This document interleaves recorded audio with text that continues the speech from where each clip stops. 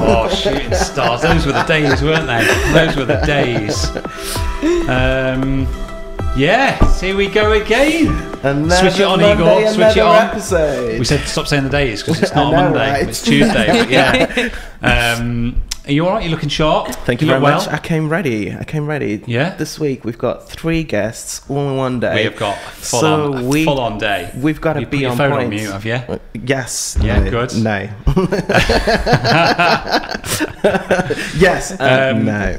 Before we dive into today's episode, I think it would only be fitting. This is the first time we've sat down since Christiane's episode went out a week and a bit ago. Yes. And I think it'd be pretty fair to say that was quite a groundbreaking episode for us in a few ways. Felt really special. It felt like it was an episode that had almost everything in it. Yeah. It was really encouraging on a personal level, on a business-wise level. Again, incredible in terms of the business that she's grown through Honeysuckle Flower. And then just the reality of it. Yeah, it was just great to see somebody that was like, "Oh, I don't know if I can do that." Yeah, to just go, "No, but I'm gonna do it because I can see the benefit and I know that I need to push myself." So that was great. From our point of view, it was the first time we'd had a full recording without having to break. Yeah, which might seem a bit trivial to a lot of people, but for us, it was a bit of a sort of. It felt like a new era. In another idea. Season 2. Because actually what it allowed us to do is allowed us to have the conversation that maybe we knew it was going to kind of come, but it just gave Christiane a lot more breathing space and a lot more opportunity to be able to get her points across, and obviously the courage that she showed to be able to talk about a subject that's incredibly difficult and just isn't talked about enough. So if you haven't listened to that episode, please do. I'd encourage you to go and check it out. And just to be able to have that conversation was great, wasn't it? I don't know if we'd have been able to have that 15 episodes ago. No, probably not. Just from a presentation point of view, and even how to address it, really. But we did it. Yeah, and it was great. It's been really well received. So thank you so much to Christiane. Yeah. And today we've got Isobel. Isobel PERL. Oh yeah, but we're not calling you Izzy. We don't say Izzy. What was Izzy from the Wizzy? She was about to tell me a nickname in the car, and then I was like, "Don't tell me your nickname. What's your nickname?" I have so many. I get called Pearl a lot, which is quite nice considering the business name. Belle, I get Belle, Bella as well. But Isob, some of my friends call me Isob. I saw that. Isobs, but mainly just Isobel, not Izzy. Though. Not Izzy. We don't like Izzy either. No. But really excited to have you here. Thank you very much for coming up from Watford today. Watford's finest. You're welcome. Thanks for having me. That's been amazing. She likes the studio. I love it. Yeah. It's glorious. It's good, isn't it? Yeah. It is inspiring me. I want something like this. Kind of sometimes have to remind myself that we're in it. Yeah, it is great. Awesome. Yeah. It's so easy, isn't it? Just to kind of get used to something and be like, oh, that's it now. It's done. And play it down almost. Yeah. But no, it's great. I can't imagine being anywhere else now. Yeah. No, you shouldn't. And the pod's grown in. The podcast has been a byproduct of being in here as well. That never really happened until we kind of moved in here. So I've kept all the plants alive so far. I think Better than me, honestly. I've lost one. How? I've been watering it more because of you and Christiane told twice a week. Twice a week at least. It gets a good drink. But where do we start, Igor? Where would you like to begin? I think just for any newcomers to the pod, really, we are Another Idea. Yes. A podcast for creatives, entrepreneurs, and businesses, self-employed people, and we're just here to empower people and make them see how you can grow your business through completely different areas that perhaps people would not think of.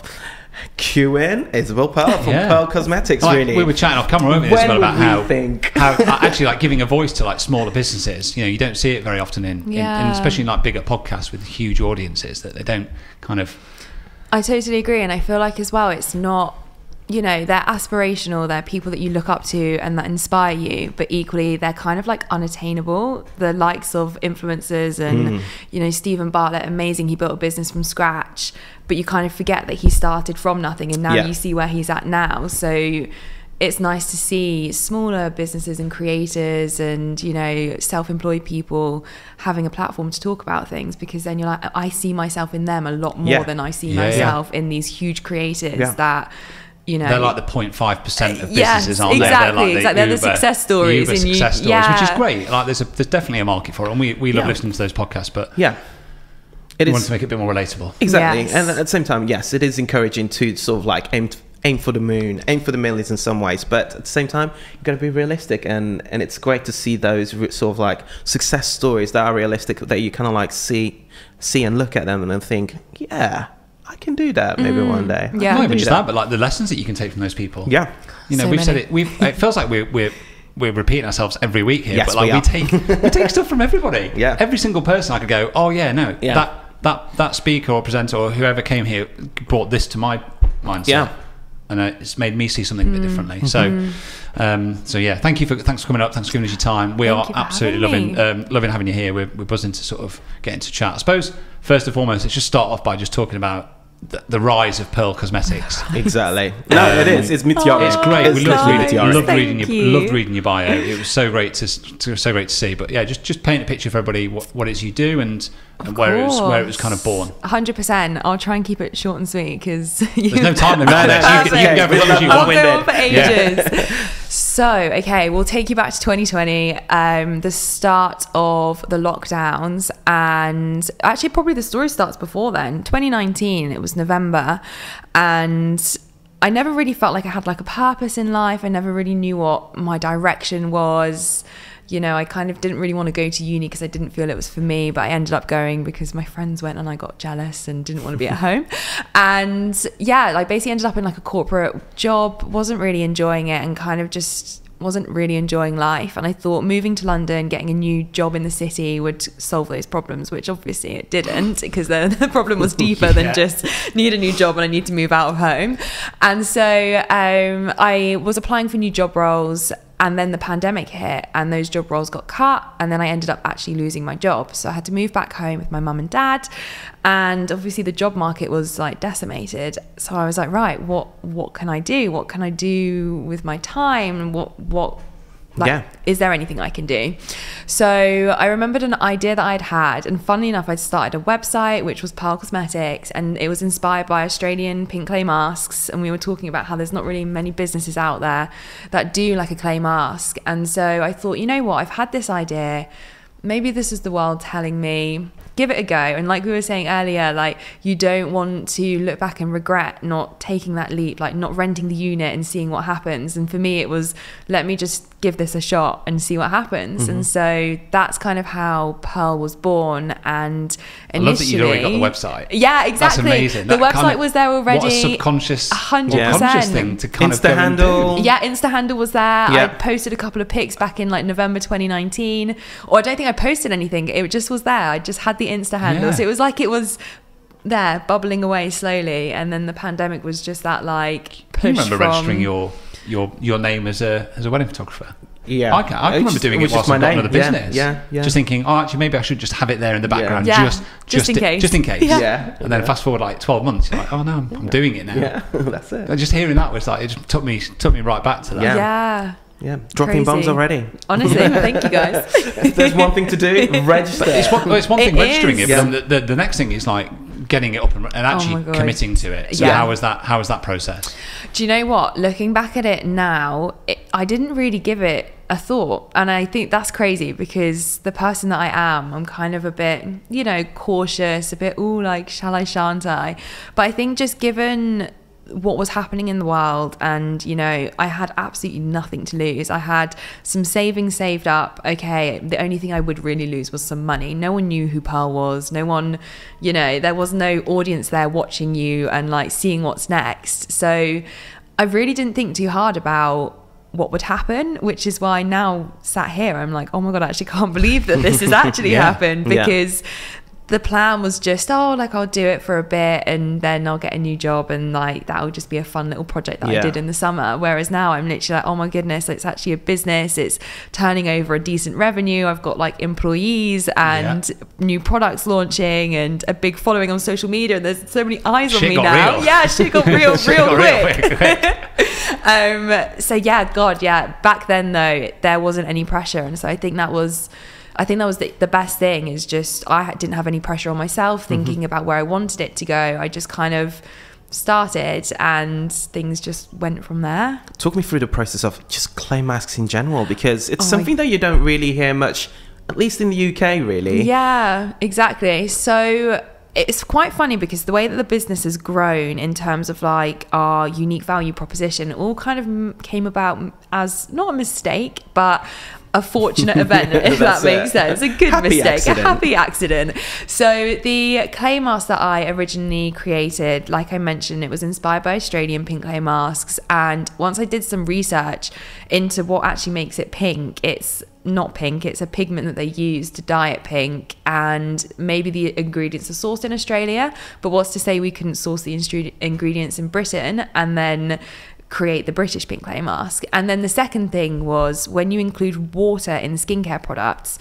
you need preservatives in there, you need alcohol in there, and that's obviously unnatural, it's not good for your skin. So that was kind of like the two-pronged thing. It was taking out the water from the product, which is obviously hugely beneficial for your skin, and there's a big movement as well towards waterless skincare, because it means there's no preservatives, no alcohol, it's kinder to your skin.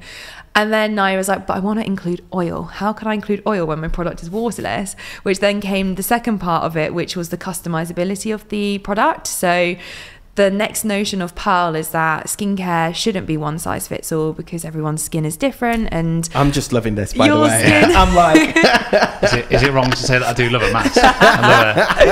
Guys, I will set you up. I will send you one. So one of my questions is, can we just talk about our skincare routine? Yes. So I just splash my face with water and go about my day. That's every man's skincare routine.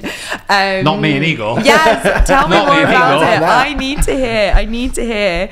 But yeah, so basically the skincare shouldn't be one size fits all, and the customizability of it is another big thing in skincare. You've got a lot of customizable skincare where you fill in like a survey and they send you a product tailor-made, but there's not really a big thing in you being the person to create yourself, and it kind of plays into the IKEA effect. Like, why go to IKEA to buy furniture to then build it yourself? But you feel proud that you've like built it, and it's kind of like, you know, you feel good about creating this thing that you then like is going to make your skin better, and you're in control of it. So those were like two happy accidents, the sort of waterless aspect and the customizable aspect, and that's kind of how it came about, really. Yeah, that's amazing. And I am right in saying that you've got a background in biology, right? Yes. So, It's not just winging it. Yeah. She's talking about. Come on.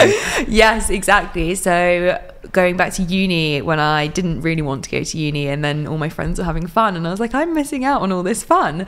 So I wanted to do maths. Was my best subject at school, funnily enough. I'm very logically minded, that, you know, 1 + 1 = 2. I love that. You know, marketing and fluff and things like that, I'm sometimes a bit like, doesn't make sense. So I knew I didn't want to do maths at uni. I think that would have been just impossible. I don't think I would have survived.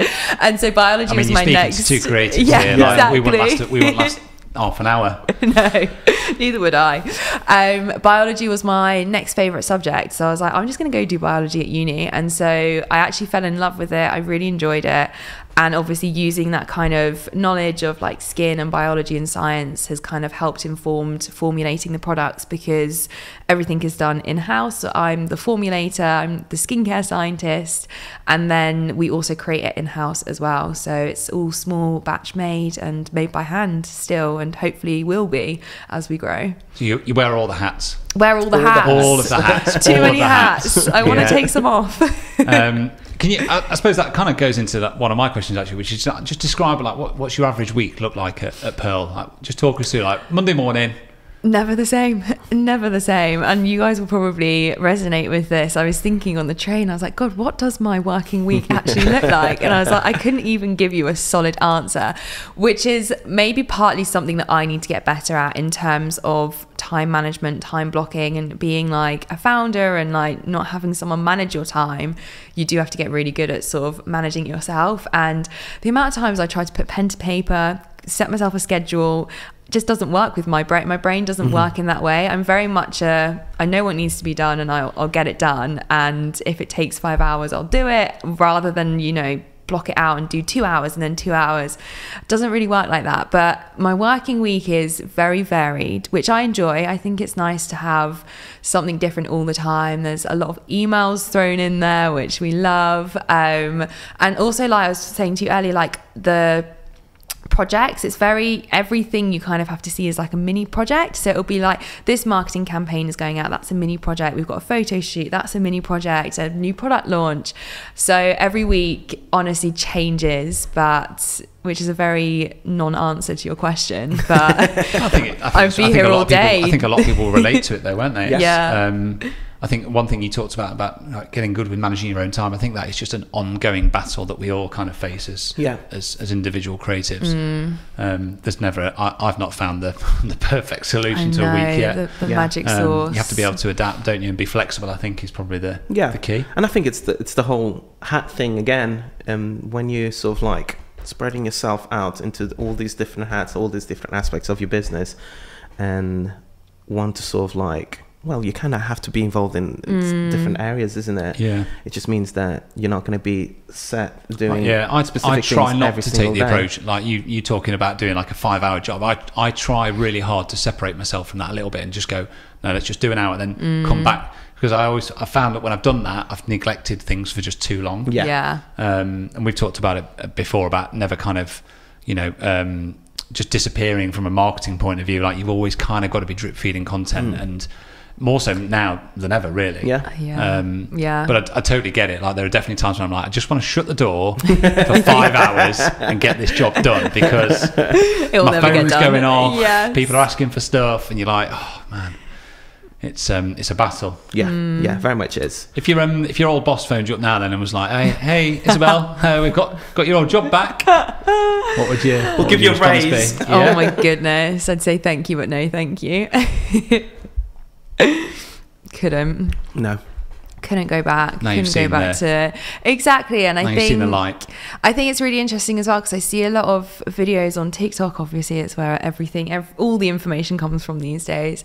And I think it's so interesting when you break away from the 9-to-5 narrative, you then realize how much opportunity there is out there. And when you're younger, you kind of just think, oh, you go to uni, or you finish school, you go to uni, you then get a job 9-to-5 working in the city. And that's kind of all I thought was out there. But then actually when you step away from that, there are so many avenues to make money, and there are so many ways, like even outside of being like self-employed, and everyone really has like a side hustle these days, which is, I think it's really lovely to see. And that it's taking a lot more for these big companies to retain employees, because we know there's so much more out there. So yeah, I definitely think if my old boss was like, do you want to come back, I would just politely decline.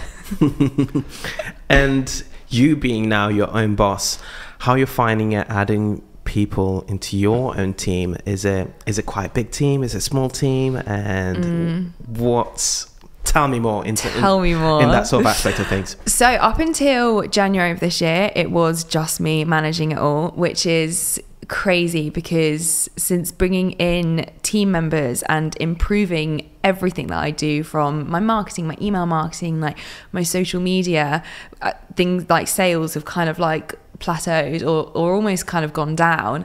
And when you're like, this doesn't make sense, like we were saying this earlier, it doesn't make sense that you're pumping in so much more to this business and things aren't actually like following the path up. Exactly. Why is it not skyrocketing? 100%. So yeah, basically last year it was all me. I don't know, honestly, I don't know how I did it. It was working from home. It was just me managing social media, the email marketing, the packing, the orders, the making everything.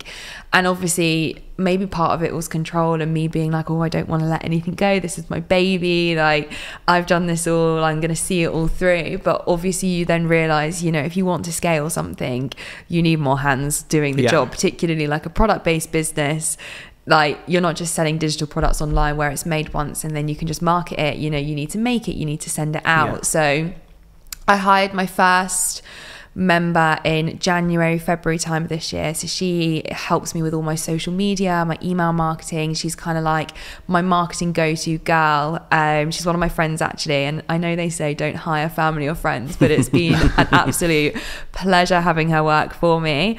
And then the latest girl that I've hired, she is part-time and she comes into the office, which is so nice because working on your own gets hard. Like just even to stay motivated to get things done when it's just you plugging away every day on your own. So she is hired part-time through the payroll. So I had to figure all that out as well. I was like, how do you even hire? Like, how do I do a contract? How do I put them on the payroll? Do I need to do their pension? Like, So all of that was obviously like a big kind of like, even just the practicality of hiring someone was a hurdle to overcome. And then she helps me with the operation side of things, so making and packing orders, and then she also helps me and Emily, the other marketing girl, with other marketing tasks. So it's a tiny team, and I think something that's super interesting for me is managing people. I've never done it before, and I'm a very lax manager. So like I'm kind of just like, oh, like it's fine. Crack on. I can't just crack on. And then exactly. But the thing is that I'm like, I don't think that works for people because they probably need me to be like, right, like I need this, and this. Like, can you show me your outputs? But I'm just a bit like, oh God, like having to ask someone like what you've done today. I don't want to be that manager that's like, okay, can you tell me what you've done today? Like, exactly. And so I think there's a massive learning piece there for me in, you know, how to be a good manager. And I think for sure, like I've definitely got a lot of learning to do on that piece. Just to rewind slightly on something that you just talked about there, that I think there will be so many people that are self-employed creatives, like sort of just running their business on their own, that would have listened to that and gone, she's just described me. That's me. I'm doing everything. And it's to break that cycle, because it can really grind you down as well. It's bit by bit, emotionally and physically draining. You get burnt out, don't when you? You are every day having to rock up and know that you've got to give 100% to your business in every department to keep it moving forward. What's kind of been the big benefit and bonus of you having those staff on? I mean, I'm assuming Headspace is probably one of the big ones. 100%. So I think just one, freeing up my time so that I can enjoy my actual life. Like during the whole of last year, and I guess it was a bit different because, and I forget this, like when were we in the pandemics, when we were in the lockdowns, but most of last year I think we were in a lockdown, so there wasn't really much to do. I didn't mind working weekends. Like when I say I worked 7 days a week, like 8 a.m. till 10 p.m, I did. And to be fair, I've been doing that for the last few weeks because we've had the rebrand come up. But hiring staff has allowed me to actually get that time back, so take weekends off and actually finish work at a reasonable time and see my friends for dinner without cancelling plans because basically, like I need to do something. Basically just have a normal life essentially. And I think it's really funny because the past couple of weeks where I have been like working, honestly, like working like a dog, it's insane, and I've kind of like sat there and thought, God, like why am I doing this? You know, when you are a little bit like, you're supposed to be like creating something so that, you know, you can enjoy your life. And I'm like, am I enjoying life right now? But I think you then have to take yourself out of it and see the bigger picture and be like, this is the short-term pain, fingers crossed, hopefully, touch wood, for the long-term gain. Do you know what I mean? We've had that conversation there will be periods where you just have to get your head down, you have to work and you have to put in the hours. And I feel like, you know, at the moment it feels like that hard work isn't paying off, but you've got to hope that at some point it will, and there will be that big breakthrough. There will be that big breakthrough where you're like, oh, like this has all been worth it. And so I think it's like a really interesting piece to be like, when you just get a bit bogged down in it all, to be like, right, look at the bigger picture, this is why we're doing it, like look at where we've come from and where we're at now, and look at where we're going to be. Like I always have visions. So guilty of not doing that. Well, so am I. I'm so guilty as well of not doing it. Like my dad said to me the other day, and he was just like, do you ever just think about what you've accomplished. He was like, I'm so proud of you, like you've done an amazing job. But like when you're in there doing the day-to-day, you just have this big goal. And like I always like imagine like this picture of like someone just pushing like this big rock up a hill, and like sometimes I'm like, I just feel like it's never ending, but at some point you will kind of get to the top and be like, this is why I've done it. And I'm really looking forward to the day where I'm just, I don't know, stood giving an inspirational talk somewhere about my business journey. I don't know, that's what I can imagine, I can visualize, and just thinking, God, it's all paid off, like this was all worth it. So yeah, it's a long journey, but it'll be it's worth great of your it. dad to say that. Yes, I love that. I know. Yeah, so supportive. They've been amazing. So obviously I had to move back home during the pandemic, and I do everything now from my house. And yeah, to say that I'm like taking over rooms upon rooms of my parents' house is an understatement. And my mum's not very, she's supportive emotionally, but like she's not very business minded. She doesn't really like social media, she doesn't do emails, and so she's not really that useful in that respect. Whereas my dad is so hands-on, like he's run a business himself, like he's kind of been there and done that. And also he's really helpful DIY wise, like he's helped me like build my studio for me. Like I saw this amazing the PERL HQ post that you put on, just bigging up your dad, and I was like, whoa, this guy does literally everything. Honestly, literally like everything. The biggest handyman, like he just turns his hand to tiling, anything. He's putting frames up. Honestly. Can we get one of him to here? Yeah, he would love it. Honestly, he's any DIY project, he's like, love it. Like the pump in the shower went the other day, and he was like, I'm just going to go change that now. And you're like, how do you know how to change a shower pump? Like what? Like who is this man? But no, it's so lovely, and it's just nice to have your parents like support you, like even if it's just, you know, not in a money sense, but more just in a, you know, providing me space, providing me like a house above my head, and my mum like a shoulder to cry on when things get tough. So yeah, I definitely couldn't do it without the support of like my family or my friends either. So Igor, Studio Ninja. Yeah, let's talk a little bit about our sponsor. And I was wondering about what we need to say in this little section, because I really want to talk about just how vital it is to my business. And one thing that came up recently was in my own business was that I was thinking about whether I need to get a VA on board. Like, do I need somebody that's going to help me just, you know, perform some of the admin tasks? And when I looked at it, and it really boiled down to what do I need somebody on board for, I realised that I don't actually do much admin. And I don't do much admin purely because of Studio Ninja. Everything's automated. My invoices, my diary, my questionnaires that I send out, email templates, chasing up invoices. Everything's fully automated to the point where it doesn't take a huge amount of my time anyway. So it kind of defeats the whole point of a VA. So for me, it is a very integral part of my business. And I think when you're running a business, you're self-employed like we are, you know, being efficient, being productive, making sure that things run in the right order. If you find yourself doing any kind of repeat task, you have to say to yourself, why am I repeating this? Automate it. And if you can automate it, then that's it. And that's really where Studio Ninja fits in with me and my business. And they have very kindly given us a discount code, haven't they, for this podcast? So what's that discount code, Igor? Another idea. And another idea gets you 50% off your first annual subscription. So it's just a no-brainer. I mean, I wouldn't even be hanging around. Just go and look at Studio Ninja. Just go and do it right now. But thank you very much, guys, for sponsoring this podcast. We love you. We appreciate you. Keep it up. We love Studio Ninja. We did sort of like joke about, but it is true though. You had sort of like a meteoric rise through your business, really. What would you say has been sort of like your strength in terms of PERL Cosmetics? Because kudos to you, it's pretty incredible. And you've done that in a short amount of time. And again, this is something that I need, what we said earlier, I need to remember like where I came from and where I'm at now. 100%. The first 6 months of PERL were tough, to say the least. I'd started a new full-time job as well during that time, because, and it's interesting because it's kind of a bit like, is that how little faith I had in my ability to make the business a success? Or was it just me not actually realizing like the gravity of like what the business could be?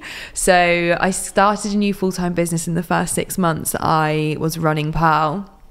And obviously Pearl took a massive backseat because I was kind of like, right, this is my new job now, and you know, got to focus on this. And yeah, the first 6 months I made back the revenue I put in, which was £1,000, which meant I could then invest that into more stock. So it was slow. I think in the first 6 months of Pearl, I made about £5,000 in revenue, but I was like, wow, this is amazing. Like that's £5,000 more than the £1,000, or like £4,000 more than the £1,000 I put in. So that's cool.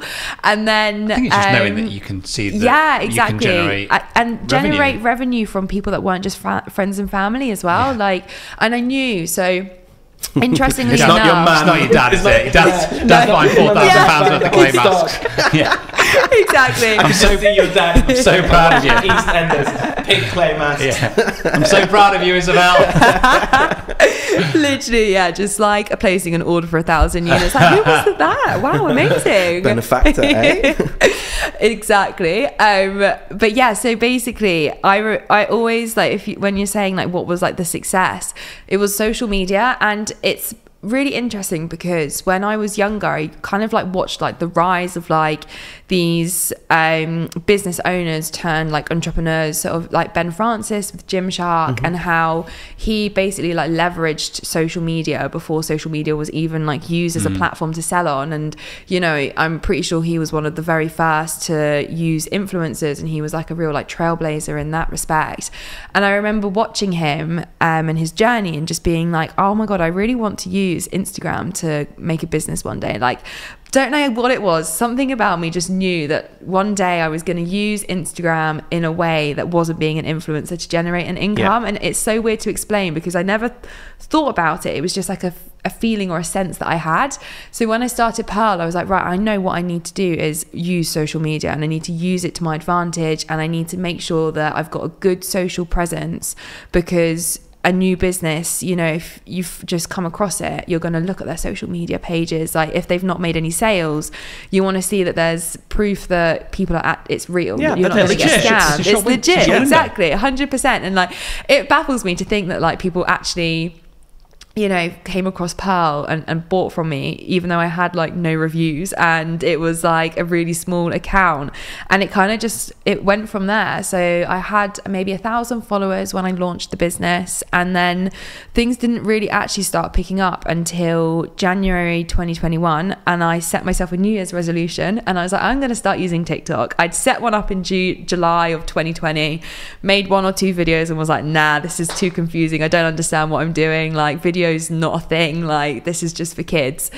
And I was like, right, okay, I've got all this video content on my phone. I kind of wanted to create like a treasure trove of the journey to like look back on. And so I didn't really have any expectations to generate sales. I just kind of, more than anything, wanted to just capture the journey and like what I'd done and where I was at. And I remember making like my first sale through TikTok, and I was like, wow, like this is amazing, like this is so cool. And then like the next week it was like 2 or 3 sales, and I was like, oh my goodness, like this is actually like, this is a thing. And then I just carried on going. And I think, you know, the good and bad thing about TikTok is that it's the reward pathway, isn't it? Like a video does very well, much like exactly, pump you at the beginning, yes. And it's like a video does well, you make a sale, and you're like, right, got to do more of that. That's like dopamine hit. You're like, yes, like this is going well. And honestly, it just snowballed from there, like beyond what I could have imagined. And within like 3 months, I'd got over 50,000 followers on TikTok. There were videos that had gone viral. I'd made like over 100 sales in one weekend, which is pretty much honestly more than the amount of sales I did in the first 6 months. Yeah. And so honestly, like, to credit the success of Pearl to TikTok, that is kind of like what really helped push the brand out there, and what really helped kind of get us known and kind of drive revenue and sales and exposure, really. So I mean, you say it's down to TikTok and that was the success, but actually I think that's just the vessel. Yes, like very true. The success is down to you putting that work and that effort in. Yeah. You know, so many people have this idea that they just need to do a few little posts and oh give my it goodness. a shot. Yeah. If only it was like that. And it just doesn't work like that. You know, you need to be showing up consistently. You obviously showed up for, you know, a good few months before anything really took hold. Yeah, exactly. Yeah, it was a long slog. And do you find any sort of like difference in terms of like clients that you bring in through TikTok in comparison to Instagram or even your website? I think it's interesting. It would be really good to like drill down into the analytics. And I think I don't know how easy it actually is now with Facebook and Instagram. A lot of the iOS update, I don't know if you guys probably know all about it. Oh god, exactly. A lot of the traffic source now just says direct, and that many people aren't just searching PERL Cosmetics. They would have come from somewhere, but the link has been broken in between. But I would definitely say like my audience demographics definitely changed through the platforms, and I guess that is just, it makes sense to what the platforms are. I think TikTok is a younger audience, so I have a lot of my younger customers on there. But yeah, like a lot of people will kind of see me on TikTok and come over to the website, or even just, it's like that the marketing funnel, isn't it? It's that they see you, they then like go into like the consideration stage, and they feed down. But yeah, even TikTok has changed since I started on there. They've introduced the TikTok shop now, so you basically have like a selling platform within through TikTok. Yeah, amazing. Exactly. And it's really cool, but also it is kind of like, if you're not making sales through the TikTok shop, is your content getting pushed out? And you know, and it's like, I'm fighting this algorithm that like is supposed to be working in your favor, but if the algorithm doesn't think you're going to be making them money, then it's like, no, we're not going to bother. In that case, it doesn't just become about retention. Exactly. And it also becomes about sales within the same platform. 100%. And it's now no longer just, I'm going to make a nice video and hopefully it'll go viral. Now it's like, oh God, like I need to make a video that's going to entice people to actually buy something. So then the video goes viral, and it's just constant changing. Your mindset towards that content creation has just totally changed now, isn't it? Whereas you started out just doing it genuinely just to invite people into kind of your world. Your focus has now switched to, I need to make this to lead to a sale in some kind of way. 100%, and it adds pressure, doesn't it? Absolutely. It's now no longer, oh, I'm doing this for fun. It's now, oh God, like I'm doing this because my business relies on it. And then you get into that negative mindset of being like, oh God, like I have to do it because I have to, versus, oh, I'm going to do it because I want to. And so, it's constantly trying to reframe the mindset and be like, no, let's just do this because we want to, and we just want to like post a silly video on TikTok and see what happens. And it is so difficult sometimes to be like, to not get bogged down in the metrics and, you know, likes and followers and things like that. I don't mind. It's the sales for me that matter, because at the end of the day, if I'm not making sales, I don't have a business. Likes aren't paying your bills, are they? No, they're not. I wish they were. They're not paying my bills. That's not sure. Not only are you kind of competing with that sort of internal mindset, you're also, not to get doom and gloom about it, you're also competing in an industry that is incredibly multinational. Like you're competing against some incredibly huge brands. Yes, you know, brands that own multiple brands. Yes. What are the challenges that you face in competing in that industry, and what is it about PERL that you've identified as something that's like a separating factor? Why would somebody go, oh, I'm going to buy that, rather than going to one of the big ones? One of the big ones. I'm not going to name names, but you know, the ones that are on big dogs. The ones that sound like a shoe company that are on the high street. Oh my goodness. 100%. I think it's difficult, and that's why I'm kind of like amazed that I've managed to forge a small little space in an industry that is so saturated.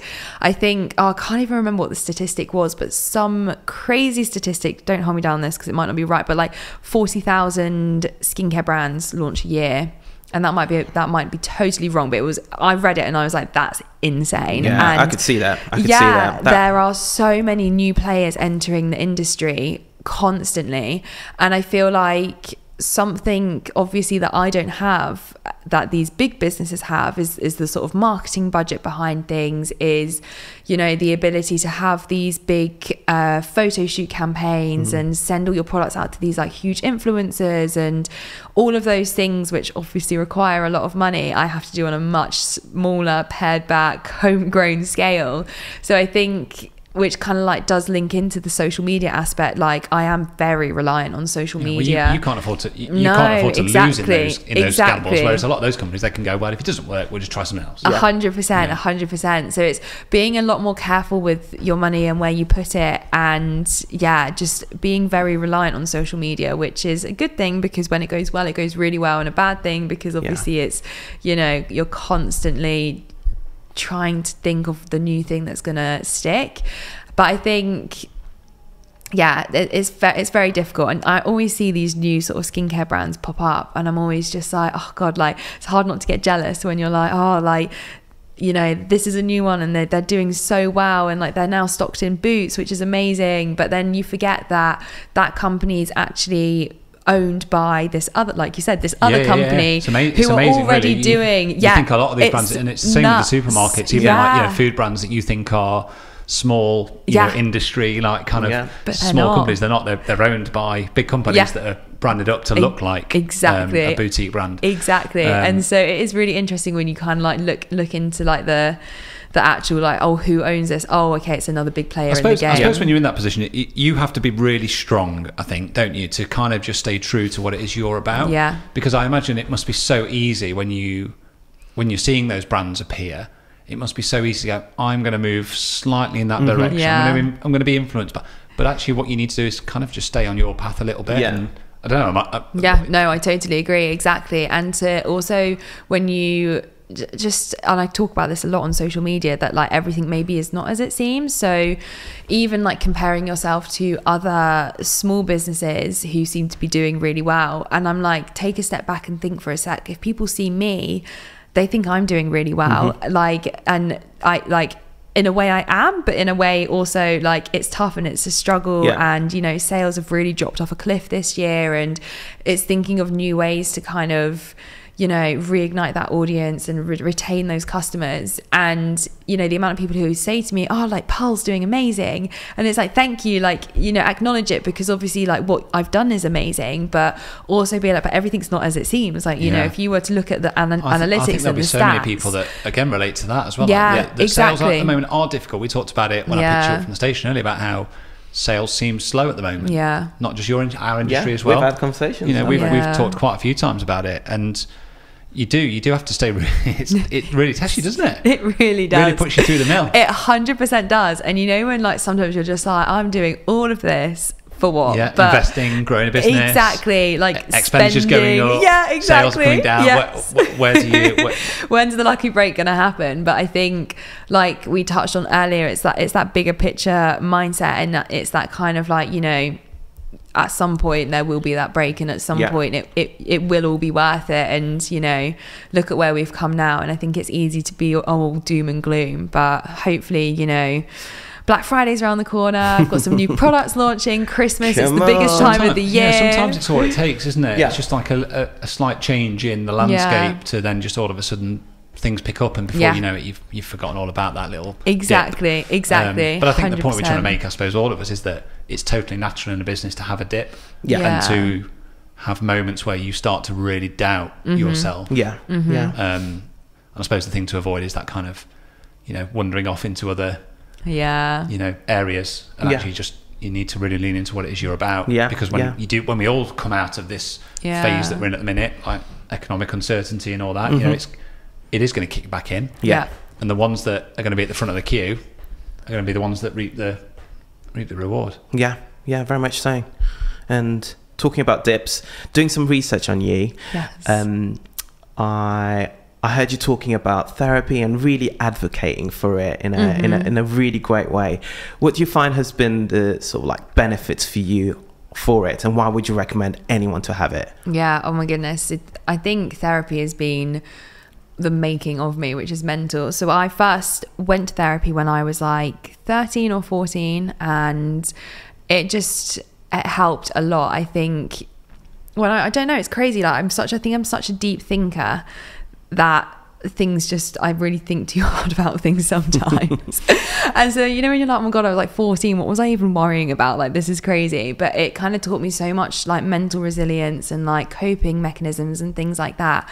And in 2020, at the start of the year before I started PERL in the pandemic, I went back into therapy, and that was luckily through my old work, so I kind of had easier access to it. And again, like worked through things, and, you know, talked about why these things were happening, and like, again, ways to deal with it. And I'm back in therapy again now, and I think it's because it's an amazing thing if you can go, because being like an entrepreneur, like it is so mindset focused. And like you say, like there's a dip in sales, and you know, if your mindset isn't in the right place, that can take you to some really horrible places. And you know, the temptation to just pack it all in and quit, or the temptation to think I'm worthless, like I'm useless, like this is my business, this is me, like, and it's, you know, it's having the right mindset in order to kind of push your business forwards. And I think that's something that therapy can really help with, and not even necessarily therapy, maybe even like business coaching as well. So I think like if you guys are listening to this and you are kind of an owner or a founder, or you know, a solo, what's it called, self-employed, someone who's self-employed, try and find access to help, be it through like therapy, or even not in that sort of sense, coaching and like mentorship. I think it is like such an important thing to do, and something I wish I'd done earlier, to have a business coach and to have a mentor. And just particularly when you're a solo founder and doing it yourself, having someone to be able to like springboard off of and talk to you about, who's impartial to your business but can really help you and give you some real solid insight. And you know, therapy is amazing for working on the past trauma and, you know, becoming a better version of yourself, and coaching is amazing for helping you work on like your current mindset and your current positioning. And you know, working through things with my mindset coach, like it's the leaps and bounds that I came on from like at the start of the year to now. Like even I'd be sat in a session and I'd be like, oh my goodness, like who is this person talking? It'd be me talking, but I'm like, I don't recognize her because like, you know, shit has quite literally hit the fan. But I'm sat there being like, but it's okay, because like had this not have happened, I wouldn't have known this, and here are the takeaways that I've learned from this. And it's that mindset. If you were just on your own, you'd be in the corner of a room, beating crying. yourself up, going, I've had enough. Exactly. And so it's, you know, it's learning how to deal with the way you react to things. And I think that is such an important part of being a business owner, because things go wrong all the time. Things don't go to plan all the time. You waste a lot of money. You really cock up. You have to be really resilient, don't you? As a business owner. You have to be so resilient. And even if there's people listening to this that maybe would go, but I can't afford a business coach.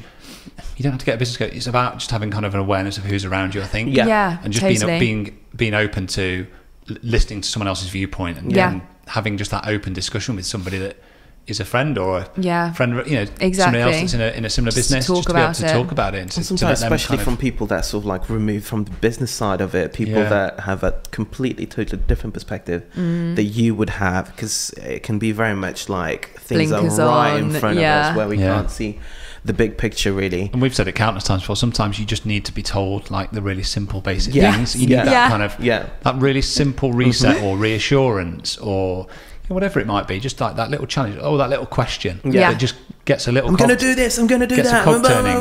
But it gets how are you gonna earn noisy money? Exactly. The most important question, how?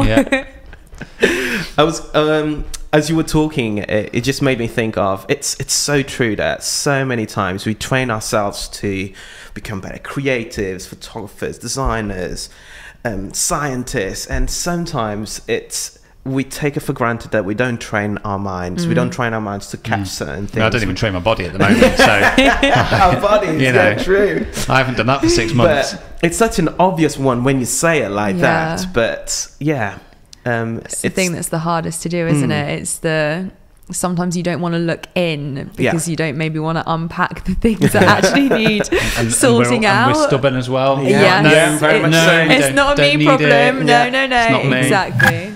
Studio Ninja, Igor. Here we go. Yeah, I'm off again. But I just wanted to talk about one more thing, because I think, and I'm not here to criticise one of our sponsors, but I think they're missing a trick. Ooh, shots fired. Tell us what you think. It claims to be designed by photographers for photographers, which it is. It is designed by photographers for photographers. So I'm not arguing that. But it's not just for photographers. That's it. So much I just more. think it's for anybody that's in a service-based industry. This piece of software is invaluable. I've had friends that are MUAs, hairstylists, florists, stylists. You know, you name it. I've had them all reach out, and I've given them sort of guidance and setting them up that have gone on to use Studio Ninja and like, this is invaluable for our business. Yeah. So if Studio Ninja are listening and watching this back, might want to think about who you're targeting it to, because actually I think they're missing a trick. I think there's a whole market. There's a whole market out there that, you know, you don't just need to be a photographer or a videographer in the wedding industry. If you are a service-based industry and you've got clients or couples, whoever they may be, and you need to book people in, you need to send them automated emails, invoices, you know, the system and the software is there for anybody to use in whichever business they're operating in. Yeah, get Studio Ninja. There you go. So what's the discount code, Igor? You should know it by now because I've told you a few times. Let me see. I wonder what it could be. I'm guessing. I'm joking. It's another idea. It's that simple. So if you go to Studio Ninja, type in that at the checkout, and you'll get 50% off for the whole year, and you'll get the first month free. You get the first month free, and then another idea gets 50% off their first annual subscription. There we go. There you go. Sorted. Go get it. Given everything we talked about in terms of like the current situation and the climate, and you know your drop in sales that you've discussed. What are you kind of having to do to adapt at the moment? What are you doing to adapt to your business? Like, are you seeing? I imagine. Well, I'm assuming that you're seeing kind of rising costs as well in your business in terms of materials and supply. Yeah. How's that kind of impacting your sort of weeks at the moment? Difficult. It is very difficult. So obviously I recently did a rebrand, so a lot of money got invested into that. Packaging, none of my products came in boxes or anything like that, so now it does, but you don't actually realize obviously that's an additional cost, and boxes are expensive. I didn't realize boxes are bloody expensive. Like, oh my god, boxes are expensive. I spent too much money on boxes. So obviously like my costs per like product or like cost of goods has gone up, ingredient costs have gone up because obviously we manufacture it all ourselves, employed staff, so that's like an overhead as well. So it's difficult. It's a really difficult sort of thought or like kind of like conversation to have, in that, you know, do we put our prices up, do we reduce our prices, like where do we go, like where do we sit in this? And it, you know, looking at what other businesses are doing as well, some are not putting their prices up, some have, because of like the cost of everything going up. So when I launched the rebrand, I thought now's a good time to actually tweak the prices slightly to kind of reflect the, you know, money that is being invested in the rebrand, and you know, the look and feel of things. It's a lot more luxurious now and things like that. But I think in terms of it's thinking about, you know, the next steps and how to retain those customers. And I've been doing like a lot of work with my mentor about, you know, like customer retention rate and how many people are returning customers and how you can improve that. And it's all a lot of like, you know, checking out the analytics and seeing like what the drop-off rate is and surveying them to see, you know, what did you think of Pearl? Why haven't you bought again? And it's really interesting. So always the way, isn't it? Sent a survey off to 3,000 people, 100 people responded, but you know, that's a good sample size. And it was really nice to do, because like the response was like overwhelmingly positive about Pearl, and mostly the reasoning as to why they didn't buy again was either they'd recently bought, they were already using up their products, or it was too expensive. And it does make you think, like, if you did reduce your prices, would people buy, or would it just then cause the next thing, which is, well, your prices are too expensive, and you're like, well, you reduce them again, and then you enter this cycle or do people not buy because they're too cheap? Well, exactly. You know, there's that counter argument that I think a lot of people always forget that you know, 100%. there are plenty of people that place the price of an item on the quality I'm guilty of it. I'm very guilty of that myself. Exactly. So I think, other than kind of thinking about your pricing structure and costs and stuff, it's then moving into like the marketing side of things, and marketing kind of like the benefits of the product, and you know, how it's going to change your life, and you know, all these 5-star reviews on how it's going to clear your skin, and like these like amazing testimonials from customers who, like, we get like so many messages every week from people being like, I'm so happy I found you, like your products have honestly changed my skin, like my newfound confidence. And it's kind of conveying like that message across to your potential customers that, okay, it's a premium product, but like these are the benefits that you're going to get from it, and there is nothing better than being able to go out of the house with no makeup on and have like clear glowing skin because you've used this product or these products.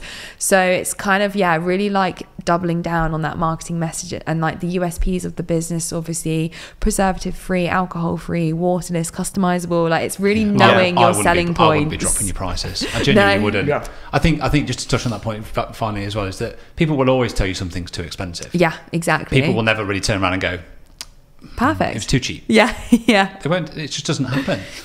And you know, the value that you're adding to your product, you know, you're refining it all the time, it's improving, getting better, and you know, you bring in another layers of it to your branding and your packaging. It's like that. Yeah, exactly. The pricing can only go one way. No, I totally agree. Exactly. And I think it was an interesting... really, people should be buying it now. Yeah, before it gets more expensive. Before it gets more expensive. Yeah, that's what they should be doing. So get your orders in now. Get your bulk orders placed with Pearl. Do it now. You heard her first. Amazing. You're also an amazing advocate for other businesses, especially female entrepreneurs. So talk more about that, please. Absolutely. So funnily enough, when I started PERL, because one business wasn't enough, I decided to start another one alongside it. Of course, you know, us creatives, we can't just put all of our eggs in one basket. And I started a platform. It was called Girls in Business UK. And it kind of started out because when I started PERL, I would post in countless Facebook groups like, this is my new business, like, please check me out. And, you know, how do you get someone to hear about your business? How do you get a new business out there? So obviously from posting in Facebook groups, I got kicked out of all these Facebook groups. Like, you're self-promoting, you're not allowed in here, like, get rid. And I was like, this is ridiculous. There must be a place where you can just shout about your small business. And so that's where the idea from Girls in Business came from. It was a platform where people would tell their story, they'd showcase their products, and it was like a platform where, you know, you could find new small businesses that were female founded that they weren't going to get kicked out of from. Like, it was the point of it was self-promotion. Exactly. And that kind of like also snowballed at the time. I had literally like countless people wanting to like have their posts shared, and for a really long time it was like a totally free thing. Like, I didn't make any money from it. And then I realized actually I could be doing, like, people could pay to have a feature, or they could like join the queue. So it was always free, or you get to the front of the queue and you can pay. And from there, it's kind of transformed into more of a educational place. So it's now a platform called It's Isobel Pearl, where I share my experiences and like ideas and how I've done things, and, you know, how other businesses could benefit from the knowledge that I've learned. And it's kind of, it's become like a place where other small businesses can come and like get free knowledge and, you know, learn and she doesn't stop, grow. Does she? No, it's brilliant. It's just so inspiring though, isn't it? I can totally see why you'd want to be part of that group. Yeah, it is. It's, you know, exactly. And I think it's hard because, like, when I first started, I was like, where do you find this information from? Like, how do you know like how to market? Like, everything I've learned has been self-taught. Obviously my background is biology. I don't know anything about, you know, the creative world or marketing or sales. And so for any other like woman or man out there, where are they getting their like information from? And so again, it's just like on TikTok and Instagram, making videos.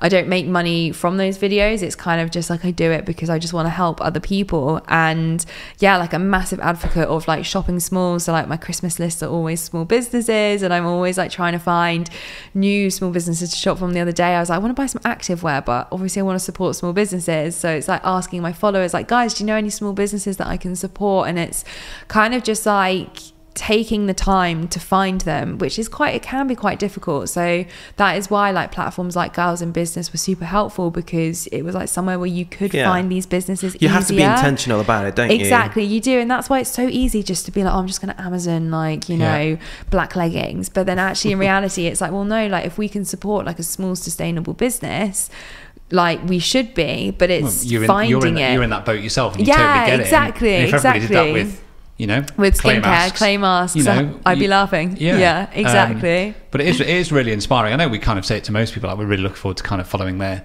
journey after this and stuff. But genuinely really excited to see where you take your business over the next few years and how it's going to evolve and adapt. I've no doubt it will adapt. We haven't even finished the interview yet. We're still going to chat. But I'm not finishing the chat. I'm just kind of saying, just genuinely saying, I'm excited to see where you take it. I think you've got a really good approach and mentality towards business. Yeah, I think you're setting yourself up incredibly well. And I think one thing that people are always guilty of is they kind of want instant results. Yes. Or they want really quick results. And I think you've shown that you can get quick results, but actually, you're here to play the long game as well. Yeah, totally, exactly. And I think that's, the good and the bad thing of social media is that sometimes things do just look like an overnight success. Yeah.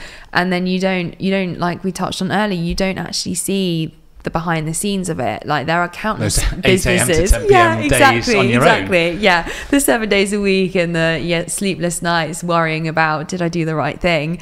And I think it's so easy to see someone on social media and be like, oh, they've just blown up and like they're smashing it, but actually, like, do you know what's going on behind the scenes? Like, you don't. And I try and be, again, on my coaching page, like really open and honest. And like I posted a video the other day being like, it was just like a silly video, like a 7-second long one of me like singing to something, and then the caption was like, oh, like your business is doing so well, but then actually I like open up into being like, but actually behind the scenes, like it's not doing so well. Like we were doing a lot better last year than we are this year. And it was so humbling to read all of the comments on there from everyone else being like, I'm so glad you said this, like I feel exactly the same way, like it's nice to know that we're like in the same boat. And so it is so easy for people to potentially look at even my business and be like, you're an overnight success. But like you say, it's amazing how that realness and that vulnerability just can really draw people in.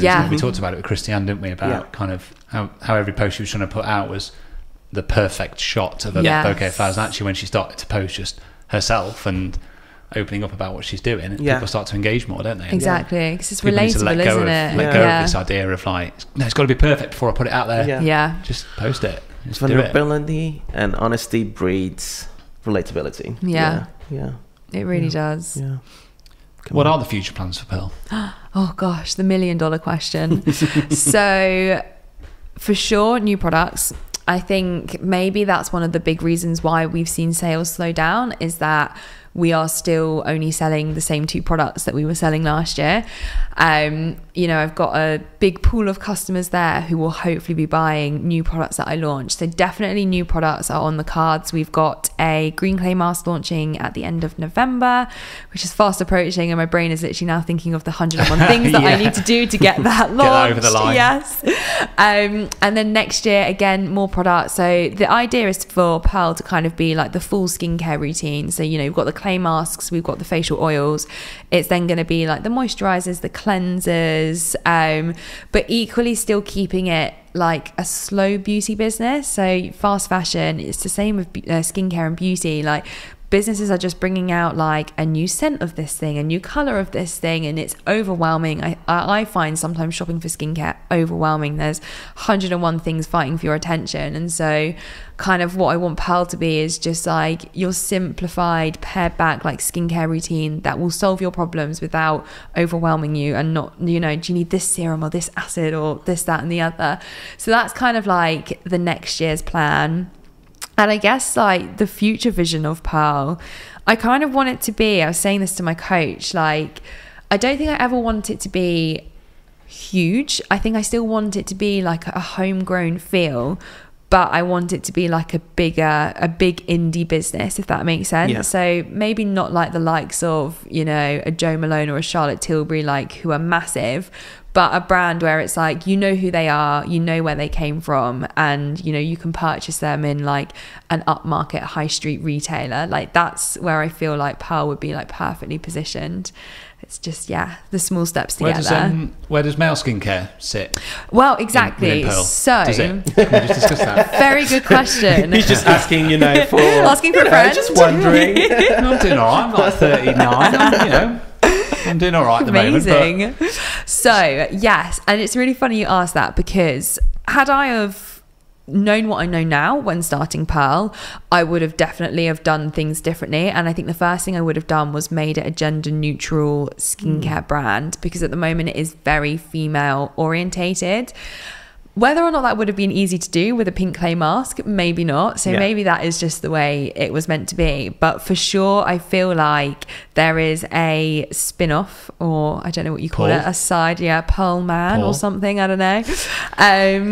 Do you know what I mean? There's definitely... I want to bring out that. I think Sam is offering to be one of your testers, just so you know. Names that are similar to Pearl that aren't female. I can see Gemma walking in on a Saturday afternoon in the winter. There's no weddings, and there's Sam, Buddy, and Betsy. All laying down on the sofa with their clay masks on. What is going on? A charcoal clay mask. I can see it now. So I'm hoping, obviously, you know, once Pearl gets to a point where it's, you know, solid, it's working, things just tick over nicely, hopefully there might then be a potential avenue for me to then start creating like a male skincare line. I think definitely like that is on the vision board, and I would hope to get there one day. But I have to focus on Pearl. It's definitely a market. It's definitely a market that you can see growing at the moment, isn't it? Definitely over the last 5-6 years, you can see that it's kind of starting to explode a little bit. So it should. I get so many adverts for skincare. Like on my Instagram feed, It's because you've been stalking me. Yeah, probably. The algorithm knows. Retargeting. That old chestnut. Yeah, it's working now. Usually we tend to finish with a specific question, and if you were to meet 14-year-old Isobel, what advice would you give her? Oh my goodness, not to think too hard. Do you know what? I think the biggest piece of advice that I would give her, and it's the thing that I try to align myself with constantly, is that things happen when they're meant to happen. And so I'm such a believer that, you know, when I've made a massive mistake, like if I didn't do that, I wouldn't have known. So there was a reason why it happened. And so I think the thing I would like to tell her is to stop worrying so much, and to just know that every step forwards is a step taking you to that right direction. And resonates with me right now anyway. Like, I'm saying this and I'm like, Isobel, take note of this yourself as well. Remember this. That's why I love that question, because even though we say 14 years old, it's a number that makes you go back quite a bit, but always the answer always relates it's to still where and it's amazing how we all have an answer and we like, no, I need to tell myself that now as well. Yes, 100%. You know, we all need to have that kind of reset. Definitely. Yeah. You're not even 30 yet, are you? Is that right? 27. I mean, that is terrifying. Like I think it's hard when you're that age to realise actually how advanced you are in terms of your business at the moment. Oh, thank you. I don't mean that in any kind of a patronising way. That's not where I'm coming. Genuinely coming not from taken in that a really way genuine good place. I think it's you know, I think you kind of we're sort of 10, 13 years further on from you, and actually the next sort of 5, 6, 7 years will be, you know, really vital. Watch out. This is what I tell myself. Isobel, in 5 years time, just keep turning up, keep doing what you're doing. You know, you've got the right mindset and approach to it, which I think is often half the battle, isn't it? Very much so. Massively. I think it's the biggest part of the battle. Your mindset, having the faith, and then world domination for Pearl. Pearl Cosmetics. And then take over the world. I don't want to be the size of Jo Malone for, you know, 6 years time. She's got like 18 stores around the country. Whoops. How did that happen? And massive congrats with the team up and the pop-up that you're doing at Boots. It's coming up very soon, isn't it? Yeah, it was last week actually. Amazing.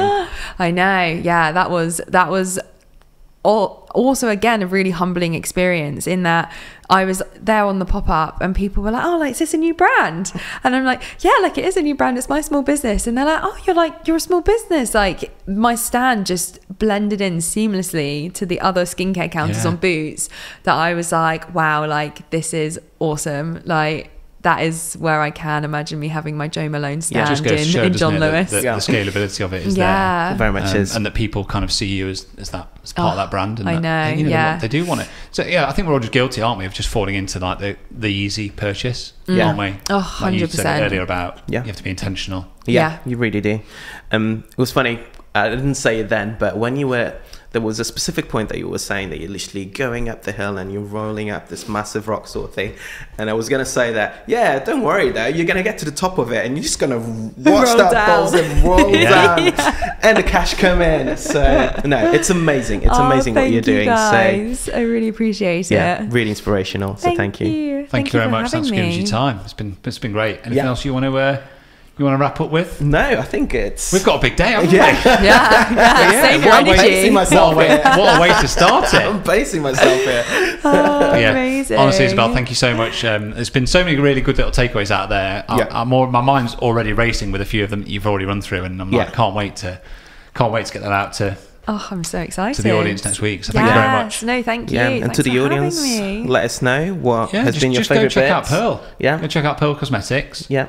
And just give her a shout out. Definitely. Yes, you know, like appreciate we it. all need to start helping smaller businesses a bit more, don't that's we? it. Yeah, exactly. Yeah, and I think as well, like one massive take home, if you do one thing from listening to this, shop small, put small businesses on your Christmas list, and be a bit more sort of think about it more. Don't, before you go to Amazon, just think, oh, is there a small business I could get that from? Come on, I'm gonna do that. On that note, amazing.